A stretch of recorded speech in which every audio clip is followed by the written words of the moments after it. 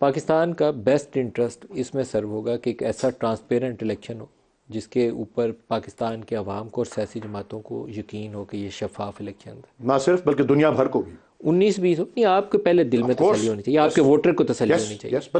آپ تسلی ہوں گی تو دنیا خود ہی دیکھ رہی ہے، دنیا کو خود ہی تسلی ہوگی۔ ابھی جو صورتحال ہے 9 مئی کے بعد، اس میں پارٹی شاید مجھے نہیں لگتا کہ آزادی کے ساتھ انتخابی عمل کا حصہ بن سکے گی۔ شاید 9 مئی کے بیانیہ، جیسے میں نے ان سے پوچھا کہ آپ کا بیانیہ ووٹرز کے لیے کیا ہوگا، آپ کا بھی ایک بیانیہ چاہیے اس وقت پاکستان کو بتانے کے لیے کہ یہ ہمارا بیانیہ 9 مئی کا۔ پولیٹیکل پارٹی کو 9 مئی سے ڈسٹنس کرنا پڑے گا، پی ٹی آئی کو 9 مئی کی مذمت کرنی پڑے گی۔ مجھے لگتا ہے کہ ابھی بھی عمران درمیان میں ہے کہ کیا کہنا ہے اور کیا نہیں کہنا، مجھے اس میں کلیئرٹی نہیں نظر آئی۔ میرے خیال میں ہمارا جو توجہ کا مرکز ہے وہ 8 فروری ہے، 9 مئی نہیں ہے۔ ہم 8 فروری پہ فوکس کریں گے، اور ہم آبویسلی، میں نے تو آپ کو عرض کیا، میرا مسلسل موقف یہی رہا ہے کہ اس کا پارٹی پالیسی سے یا پارٹی کی طرف سے کوئی ایسا جو ہے کبھی بھی نہ میری ذاتی اس میں ایکسپیرینس میں پارٹی کے سربراہ کے ساتھ میں ایک بڑے اہم ڈسٹرکٹ کا صدر رہا ہوں، کبھی بھی وائلنس جو ہے پارٹی کی پالیسی نہیں رہی۔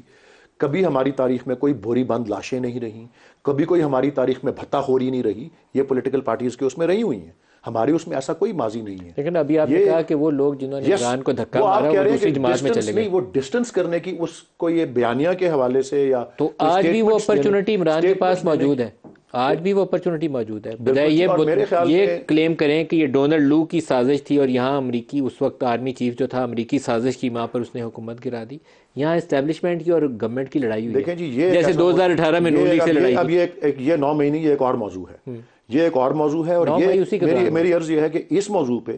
کہ یہ کون اور کس کی سازش تھی اور کیسے تھی، اس پہ میں سمجھتا ہوں کہ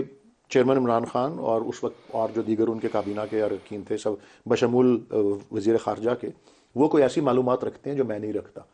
لیکن اس کے اوپر بھی معاملہ سپریم کورٹ کو بھیجا گیا تھا، نیشنل سیکیورٹی کمیٹی کی 2 میٹنگز میں ڈیمارش بھی کیا گیا تھا۔ یہ کوئی اتنی چھوٹی بات نہیں ہے، مجھے اس کی حقیقت کا قطعی کوئی اندازہ نہیں ہے، میں تو نہ کیبنٹ میں تھا نہ کہیں اور، بٹ یہ ہے کہ جو کچھ منظر عام پہ آیا ہے اور جس طرح سے اس کے اوپر جب پی ٹی آئی گورنمنٹ میں تھی اس تھوڑا سا عرصہ، اور پھر سپریم کورٹ کو بھی یہ معاملہ بھیجا گیا،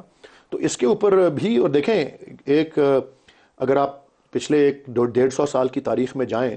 تو کیونکہ سی آئی اے اور امریکی حکومت کی پالیسی ہے کہ 25 سال بعد اپنے وہ ریکارڈ جو ہیں ان کو ریلیز کر دیتے ہیں، سوائے بہت سینسٹیو چیزوں کے، تو 150-200 سال کی ہسٹری رہی ہوئی ہے یونائٹڈ اسٹیٹس کی انٹرفیئر کرنے کی دوسرے ممالک میں۔ یہ منرو ڈاکٹرن سے شروع ہوتا ہے، جو میں اور کہاں لاطینی امریکہ میں اور انڈونیشیا میں، اور یہ میں سب جب کمیونزم کے خلاف 2017 میں نواز شریف کو گرایا گیا تھا وہ بھی امریکی سازش تھی۔ نہیں، یہ تو وہ آپ کو بتائیں گے، وہ پرائم منسٹر تھے۔ نہیں، یہ میں آپ کو اس لیے سوال پوچھا ہے کہ یہ ہمارے ہاں بھی ایک تاریخ ہے، جیسے امریکہ کی دنیا میں رجیم چینج کی پالیسی ہے، ہمارے ہاں ایک انٹرنلی بھی رجیم چینج کا ایشو ہے۔ نہیں، اس کا ایک جواب جو میرے پاس ہے وہ یہ ہے کہ میاں نواز شریف نے کم از کم اس وقت تو